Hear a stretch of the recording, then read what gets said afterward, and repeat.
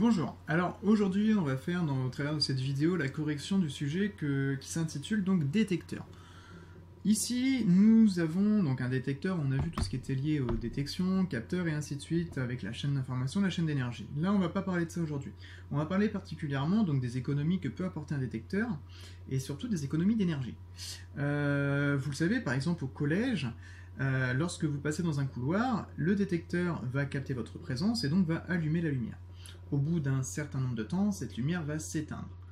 Là, ici, c'est de comprendre ce principe de fonctionnement au travers d'un algorithme, de sa programmation sous Scratch, vous verrez tout à l'heure, et pourquoi pas des modifications que l'on pourrait apporter à ce programme. Alors, déjà, comment fonctionne la technologie du détecteur, Alors en fait, c'est un détecteur à infrarouge, c'est-à-dire qu'en fait, il va détecter les infrarouges que notre corps va produire lorsqu'on va être dans sa zone de détection. Ici, donc, le but, c'est que du moment où on passe dans cette zone, et ben lui, le détecteur, va agir après derrière, avec la chaîne d'information, ça vous l'avez vu, et va envoyer l'information, pourquoi pas, d'allumer la lumière. Si ce détecteur est mis, par exemple, dans une salle, avec on branchait derrière l'alarme, et ben si le détecteur capte une présence, et ben ça va faire sonner l'alarme. Voilà. Tout va dépendre de quel actionneur on va mettre derrière ce détecteur. Ok, donc le détecteur, c'est un capteur qui va récupérer une information, une donnée physique, là en l'occurrence c'est de l'infrarouge que notre corps va produire, et après va allumer une alarme, va allumer une lumière. En l'occurrence dans le sujet c'est une lumière. Et le but là du sujet c'est que ça va allumer une lumière pendant 30 secondes. C'est-à-dire qu'au-delà des 30 secondes, la lumière va s'éteindre. Voilà. Alors, il y avait donc un algorithme à compléter. Voilà, il était ici. D'accord? Alors, pour ça, je vais prendre mon petit tableau. Qui est ici. Voilà. Je sais pas si vous voyez bien, je vais me cacher derrière, mais c'est pas grave. Alors, ici, un algorithme, je vais reprendre les bases. Donc, c'est le point de vue graphique de notre intelligence par rapport à un programme. Lorsque l'on l'écrit sur un papier, en faisant des conditions, si, alors, sinon, ou d'autres conditions, et ben on appelle ça un algorithme. Si c'est écrit directement, comme si c'était des phrases, mais toujours avec des conditions. Ici, on peut aussi l'écrire sous forme graphique, en respectant bien sûr des codes. Ici, la forme ovale, c'est pour le début et pour la fin. Ici, on est tout en haut de notre programme, donc vous avez bien compris que c'est le début. Donc là, déjà, on ne va pas se tromper en marquant début. On voit qu'il n'y a pas de fin. C'est-à-dire qu'en fait, le programme va se reboucler. Si ça se reboucle, c'est-à-dire qu'en fait, ça va être indéfiniment, le programme va fonctionner. Ok ? Il n'y a pas de fin en soi, c'est-à-dire qu'il fonctionnera tout le temps. Alors, ici, le losange, c'est lorsqu'on fait appel à une question, lorsqu'on fait appel à un capteur, à un détecteur. Donc là, c'est la question qu'on va se poser. Techniquement, notre détecteur, lui, de présence, eh ben c'est là où il faut le mettre. Donc là, on va demander, est-ce qu'il y a une présence? Alors moi, je ne vais pas écrire la question parce que j'ai pas assez de place. Vous avez assez de place. Moi, j'ai juste marqué présence, point d'interrogation. Vous pouvez marquer, y a-t-il une présence? Y a-t-il quelqu'un? Ensuite, on a le choix entre deux réponses. Il n'y a pas de peut-être. Non, c'est soit oui, soit non. Ici, peut-être que c'est oui, peut-être que c'est non. Ici, peut-être que c'est oui, peut-être que c'est non. C'est pour ça qu'il y a toujours deux branches qui partent de ce losange. Et enfin, nous avons donc les actionneurs. Les actionneurs, c'est ce qui va se passer ou pas se passer. Mais dans tous les cas, c'est représenté par une forme rectangulaire. D'accord? Vous voyez ici, je vais faire appel à trois choses. Et oui, pourquoi trois choses? Parce que soit la lumière va s'allumer, soit la lumière va s'éteindre, et dans tous les cas, il faudra aussi attendre 30 secondes. Donc il va y avoir une minuterie aussi à gérer. Donc en tout, il y a trois choses. La minuterie, on ne va pas l'allumer ou l'éteindre. Elle s'allume une fois, elle va décompter ou elle va compter, et derrière, ça va s'arrêter ou ça va s'allumer, tout va dépendre de ce que l'on met derrière. Ok? Alors, ici, il y avait plusieurs solutions possibles. Là, je vais vous en donner une qui est la plus judicieuse, mais il peut y en avoir plusieurs. Souvenez-vous, au niveau du programme, c'est le programmeur qui définit son intelligence par rapport à là. J'ai eu des élèves qui m'ont mis d'autres solutions, je vais vous les dire après tout à l'heure. Je suis pas totalement contre leurs solutions, parce que dans l'idée, ça peut fonctionner. Alors, on a compris que si c'était oui, on allait faire deux choses. On allait d'une allumer et de deux lancer le minutage, la minuterie. Donc on voit bien qu'ici il y a bien deux actions possibles. Donc là la branche des oui serait ici. Par déduction, la non est de l'autre côté. Donc pour la oui, on va... La oui, hein, c'est pas la console de jeu, hein, c'est la branche oui. Donc on va allumer dans un premier temps l'éclairage. Voilà. Et ensuite, qu'est-ce qu'on va faire? Eh bien, on va devoir attendre 30 secondes.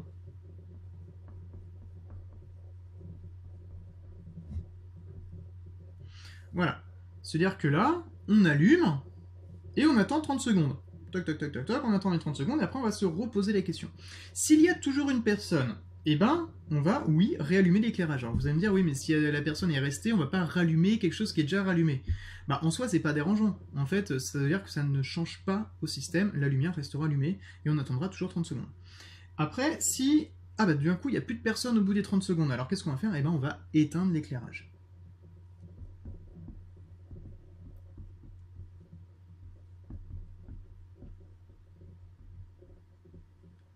Voilà. Alors, là, c'est une solution qui est plutôt... qui est bonne, hein, quand même, dans l'ensemble.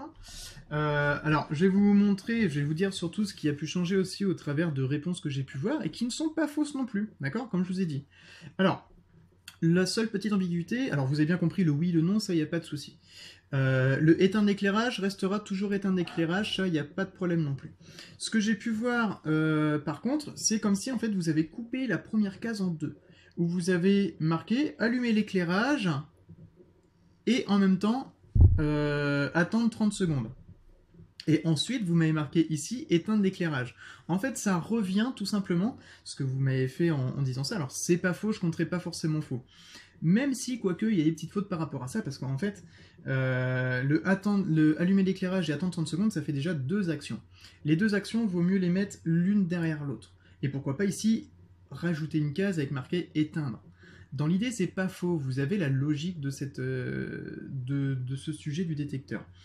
Mais, dans tous les cas, il vaut mieux attendre, parce que si la personne est toujours là, bah, ça éviterait que ça éteigne et que ça recapte, par exemple, qu'il y ait toujours une lumière qui va se rallumer, même si vous êtes toujours dans le couloir, parce que vous avez attendu 30 secondes et vous avez dit qu'après 30 secondes, on éteint.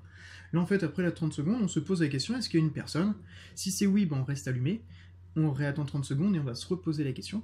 Et si c'est non, bah, cette fois-ci, bah, on éteint la lumière. Voilà. Alors, ensuite, il y avait donc le programme sous Scratch où il fallait donc me trouver les bonnes petites intitulées. Alors, je suis désolé, mais au niveau de la mise en page, il y a eu un couac au niveau de ma feuille, et en fait, il n'y avait que 7 lignes qui sont apparues, alors qu'en fait, il y en a 10. Et oui, c'est pour ça que dans la question suivante, après derrière, dans la dernière question, l'exercice numéro 3, il y avait de lignes 5 à 10. En fait, c'est pas une erreur, la ligne 5 à 10, c'est juste qu'il y a eu un couac. Bon, c'est pas grave. Là-dessus. Ce qu'il faut savoir, c'est qu'en fait, chaque ligne représente un numéro. Ici, ça s'est arrêté à 7, mais en fait, les autres chiffres sont derrière la photo, malheureusement, je suis désolé. En fait, là, c'est la ligne 1, le répété, ligne 2, le si, ligne 3, mètre, le premier mètre, 4, pardon. Ensuite, 4, 5, 6, 7, enfin, 6, minuteur, 8, et enfin, mettre l'éclairage à 0, c'est la ligne 10. Je ne vais pas compter faux au niveau de votre exercice parce que vous avez compris, et si vous m'avez donné les bonnes réponses mais avec les chiffres qui sont différents, il n'y a pas de souci. Par contre, ça a pu vous gêner par rapport à l'exercice numéro 3 et j'en suis désolé, c'est de ma faute. Mais j'espère que vous avez compris le principe et que vous n'êtes pas fié à cette numération. Alors, on va donc lire ce programme ensemble. Donc en fait, c'est marqué ici, donc là c'est le programme sous Scratch. Donc le répéter indéfiniment, ça je vous l'ai expliqué tout à l'heure, c'était la boucle dans l'algorithme. Ensuite, si mouvement égale à 1, c'est en fait si on a détecté un mouvement. C'est si mouvement égale à 0, c'est-à-dire qu'en fait on détecte le fait qu'il n'y ait pas de mouvement. Ok? Là, donc si mouvement égale à 1, c'est-à-dire qu'on va détecter un mouvement. Alors qu'est-ce qu'on va faire? On va mettre l'éclairage à 1, c'est-à-dire que l'on va allumer, et on va lancer la minuterie ici de 50 secondes. Ensuite, c'est marqué répéter jusqu'à minuterie égale à 0. C'est-à-dire qu'en fait on part de 50 et on va jusqu'à 0. C'est-à-dire que là on va faire un compte à rebours. 50, 49, 48 et ainsi de suite. Donc là, j'ai fait un compte à rebours de 1 en 1. Vous avez vu 50, 49, 48 et ainsi de suite. On va voir si la suite, c'est bien de 1 en 1. Ensuite, c'est marqué dans la boucle répétée jusqu'à 0, attendre 5 secondes, puis ajouter à la minuterie moins 5. En fait, d'attendre de moins 5 et de enlever moins 5, en fait, ça fait décompter de moins 5. C'est-à-dire que on part de 50, on attend 5 secondes, 45, 40, 35, 30, et ainsi de suite jusqu'à 0. Et enfin, si minuterie égale 0, c'est-à-dire que si cette partie-là est validée, alors qu'est-ce qu'on en fait? Mettre l'éclairage à 0. Voilà. Alors, la première question donc, qui était donnée, c'était à combien de temps la minuterie est-elle réglée? Donc il fallait nous donner le numéro de la ligne et nous donner la réponse. Alors la réponse, vous l'avez, donc c'est 50 secondes. Ça, vous l'avez marqué, c'est marqué mettre minuterie à 50. Donc ça, c'est 50 secondes. Et c'est la ligne numéro 5. Alors vous, sur votre feuille, comme il y a eu un petit couac, vous m'avez peut-être dit 3 ou 4, parce que c'est entre le 3 et le 4. Voilà, donc je suis désolé, c'est pas faux en soi, du moment où vous m'avez marqué 50 secondes, moi ça me va très bien. Ensuite, la deuxième question, c'était de combien en combien s'effectue le décompte des secondes. Si vous avez bien compris, comme on a attendu 5 secondes et enlevé 5 secondes à la minuterie, c'était le moins 5, et ben on compte de 5 en 5, donc c'est 5 secondes. Donc sur la bonne réponse c'était donc 5 secondes, et la ligne numéro 7, sur votre feuille, ça peut être la ligne 5-6, voilà. Enfin, à quelles conditions l'éclairage s'éteint-il, pardon. En fait, c'est lorsque la minuterie égale à 0. Et donc ça, c'était la ligne numéro 9, et sur votre feuille, c'était la ligne numéro 7. Voilà. Donc là, j'ai fait le point entre la correction réelle avec les lignes de 1 à 10 et la vôtre en même temps. J'espère que là-dessus, vous avez compris. Alors ensuite, il y avait un dernier petit exercice à faire. En fait, il fallait faire une modification apportée au programme pour que le temps soit compté en seconde par seconde. Je dis bien compté et non décompté. D'accord? Il faut que ça soit compté de seconde en seconde, en partant de 0 et en allant jusqu'à 30. Et donc, il fallait m'apporter des modifications par rapport à ce sujet. Alors, ligne 5, 6, 7, 8 et 9, hein, forcément, vous, c'est différent par rapport à votre feuille, mais dans tous les cas, je vais vous faire le point ici sur la vidéo. Alors, donc on a dit minuterie à 0. C'est-à-dire que là, à la ligne numéro 5, donc normalement c'est mettre minuterie à 50, d'accord? Et bien en fait, le 50, vous allez le remplacer par 0. Mettre minuterie à 0 si une personne a été détectée. Ensuite, la ligne numéro 6, donc répéter jusqu'à minuterie égale 0, qui était là, et bien c'est là où on va mettre répéter jusqu'à minuterie égale 30, parce qu'on a dit qu'on partait de 0 et qu'on allait jusqu'à 30. Donc là on va devoir faire un compteur et non un décompteur comme le sujet initial. Donc là, je reprends, mettre minuterie à 0, ensuite répéter jusqu'à minuterie égale 30 secondes, enfin, c'est marqué attendre 5 secondes et ajouter minuterie moins 5.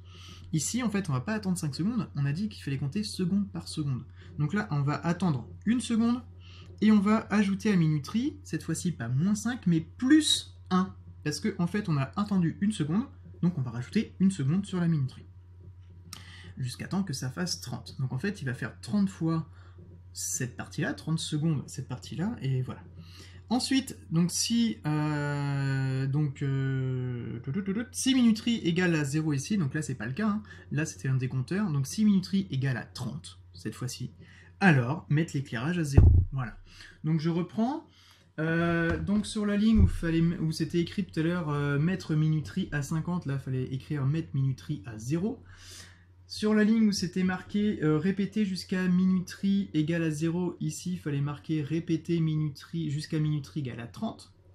Ensuite, il fallait écrire, au lieu de attendre 5 secondes, il fallait marquer attendre 1 seconde. Et ensuite, ajouter à la minuterie 1 seconde. Et enfin, à la ligne, l'avant-dernier, le dernier si. Donc si minuterie égale à 0, il fallait marquer si minuterie égale à 30. Voilà, j'espère que je vous ai expliqué, que vous avez compris, même les zones un peu troubles à cause de moi, hein, de ma feuille. Voilà, je suis désolé, mais en tout cas, j'espère que vous avez mieux compris le principe d'un détecteur. Je vous dis à une prochaine, salut!